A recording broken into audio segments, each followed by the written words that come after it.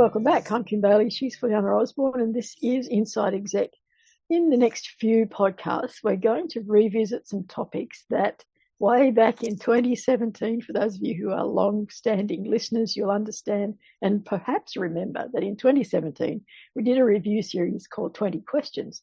And as a result of looking back at that, we've found a couple of topics that we haven't revisited, even though we promised that we would at that stage. So the first one we're going to talk about today is, how do I deal with interruptions at work, whether they're good or bad? And we talked very briefly about that in 2017 when we were answering the questions. But today we're going to talk about, first of all, the annoying interruptions. How do you deal with the annoying interruptions? And then we'll go on to interruptions that would be considered, in inverted commas, good interruptions. And we might even let Fuliana explain what they are when we get to that point. Because to me, every interruption is an irritation, is a bad interruption. So let's hear how she deals with bad interruptions at work. If anyone was game to interrupt her with something that was bad. With the interruptions at work, if I'm to be honest and look at myself, I think I have been guilty of interrupting others, and that could have been construed as bad interruptions. In general, I love being interrupted at work. But if I look deeper, I think the worst and most annoying interruption is self-interruptions. Mm-hmm. I think I find that's the worst. And what that is when you just can't focus on what you're doing right there and then. And then you see distracted as soon as you hear a bing, as soon as you have to check or something comes to mind, you stop what you're doing and follow that up. To me, that's easy to deal with in one way, because it's self-discipline. It's saying to yourself, I know what's causing that. It's irritating. It's not very productive. And then saying to yourself, all right, from now on, I will turn all the notifications off for that hour. I will not look at another device or whatever. Yeah, so you need to come up with strategies that work for you. And those could mean that, there'll be an hour that I'm going to do this task and nothing and no one.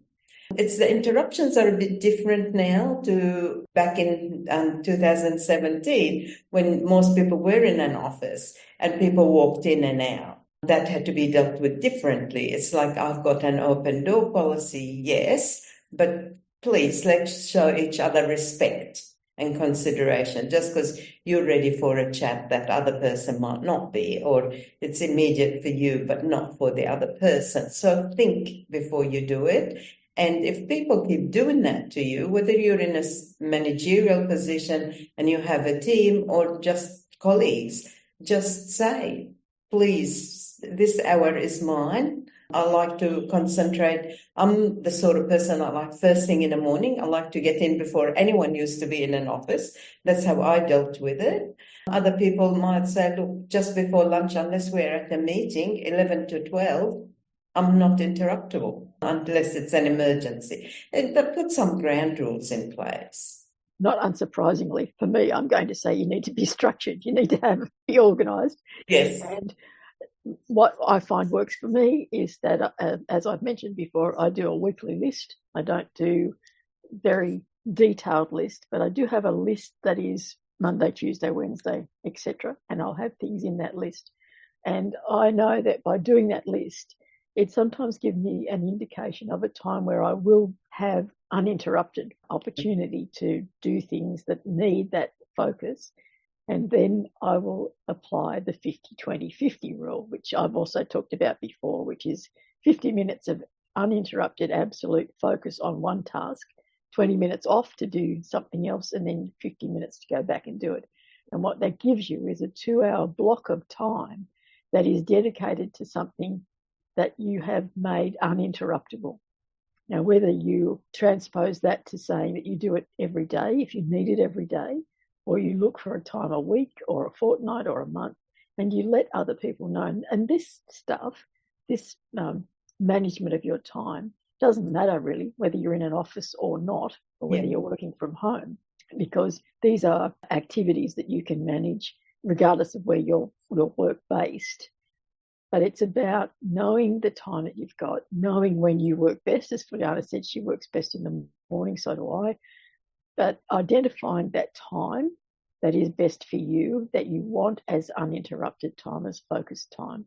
And then when you've got that, you then remind yourself that you do have uninterrupted time. So if you're getting interruptions the rest of the work week, just roll with it, because you know you've got that uninterrupted time where you can focus on something else that you feel needs uninterrupted time. I think that we shy away from being too organised because we think, well, we've got this responsibility, we've got that, we've got to, the team needs me, I have to be there, I can't do this, I can't, I have to be accessible all of the time. But if you're a manager of anything, whether it's people or activities, you still need to know that when focus time is required, you've got a slot of time that you can fit that in, and you've got a way of managing that time as well. It's not just about, that's why I talk about the 50-20-50, because it's not just about identifying a time where you can be uninterrupted and let everyone know that that's the time where they can't interrupt you, but it's also about using that time wisely and being structured about that time so that, as Brianna said, you don't interrupt yourself with other things. You don't sit down for your 50 minutes and think, oh, I've got to remember I've got to do that thing or that thing. It's like put everything out of your head. This is what I'm doing. And in that, if you're writing something or if you're reading something, you don't worry about the punctuation or the structure or that the words are in the right order or that it's making sense. If you're writing something, you just write it all down, get it out of your head and onto the laptop or the bit of paper, whatever you're using. I went to say bit of paper because that's always what I would use. And then you have a timer so that at 50 minutes, the timer goes off and you stop. If you're in mid-sentence, if you're in mid-letter, it doesn't matter, but you stop. You put the pen down, you put the keyboard down, whatever else it is, and you get up and you walk around and you do something else entirely for 20 minutes. You let the timer go off again and you sit back down and you pick up where you left off. You will find when you use that system, even if you don't think it's going to work for you, that it gives you some thinking structure so that you will find a system that works for you. I have talked far too long. Not at all. No, it's all good. All good. You wanted me to cover a bit more on welcome interruptions? Yes. I think they kind of vary from person to person, obviously. But to me, sometimes you already know, if you know how before I said, do not look at other emails or text or whatever, or phone calls. However, if you are waiting on an outcome for something that will give you headspace once you know the result, then that is a good interruption. So you know that something and a decision is coming at 10 o'clock and you're in the middle of whatever you're doing. And that one, you will make it so that you know, oh, this is so-and-so ringing me. It's about that. I will pick it up because I know what it's about and it's a good interruption. Even if the news is bad, it's still an interruption. I need to know that because it affects other things this morning. So to me, that's a good interruption. Another one is when people come in and they're absolutely excited, whether they're coming in through an email, a text, or a phone call, or in person, and they're definitely excited to share something, that is a good interruption. Now, I'm not just talking about good news. That same person who you worked with and you know how they behave, if they come in because they have a problem, that is a good interruption, because if you stop and help them and own the problem together and fix it as early as possible, that's a good thing, because it didn't waste up 3 times as much time if you let them get upset about it, brew over it, because you can't be interrupted. So again, knowing your environment, knowing your people, whether they're team members, whether they're customers, whether they're suppliers, it's their behavior and interaction will help you to a degree figure out what's a good and not so good interruption. Perhaps the other exercise that might be useful is for you to write down what you think an interruption is. What do you classify as an interruption? Is it the same person that's coming in all of the time? And that becomes something that you need to address in a different way. It's not an interruption, it's a human resource management issue, more so than reacting to the interruptions. It's about looking at your reaction to the interruption. Is why are you classifying it as an interruption? Is it because you're frustrated with yourself because you know that it's going to take you away from the thing that you should be doing? Then how long do you allow for the interruptions? And how often do you allow yourself to be interrupted before you say, oh, well, I'm not just going to do this. I'll just put this off for another day, if you're doing a particular task.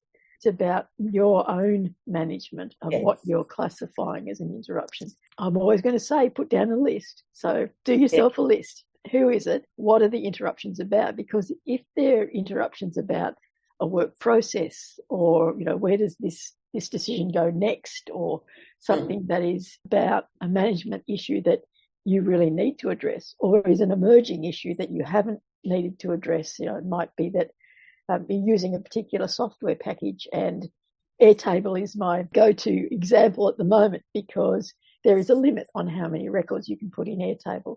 And if you're comfortable and you've been using it and the group's been using it for ages and ages, and suddenly you reach that limit, then it's not just a decision about how will we manage this data that we're so used to doing in this way. It's a financial decision as well, because the next step is a financial investment in the next level of using that system.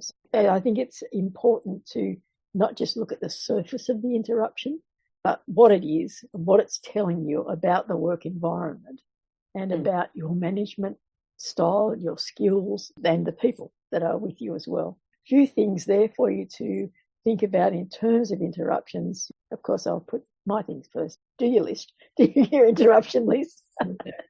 Find some time to have uninterrupted time that works for you in terms of your headspace.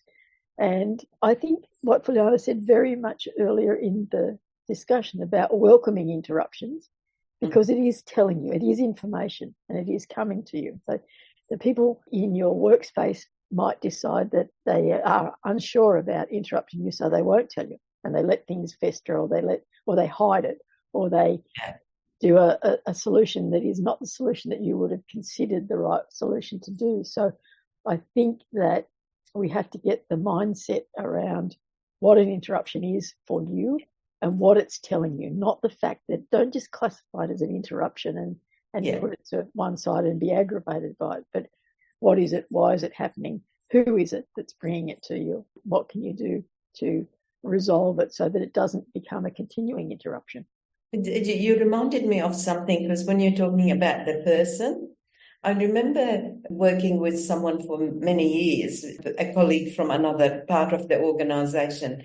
And if you asked me to label, or I never called it an interruption, but to label that person, I would label him as energy boost, because every time he came to visit or have an interaction by phone or whatever, it was always sort of made you feel more energized. And the way he communicated, in the way, he shared information and that. So to me, that's another thing, is to say, when you made me think about people, the individual, the, regulars and so on, think, or manage yourself better by knowing this person is going to suck my time up, and it's going to be 2 minutes worth of good stuff and 15 minutes waste. So you need to, again, do it in a way that is positive, professional, respectful, and still manage that you're not taking 15 wasted minutes. I do think it's important to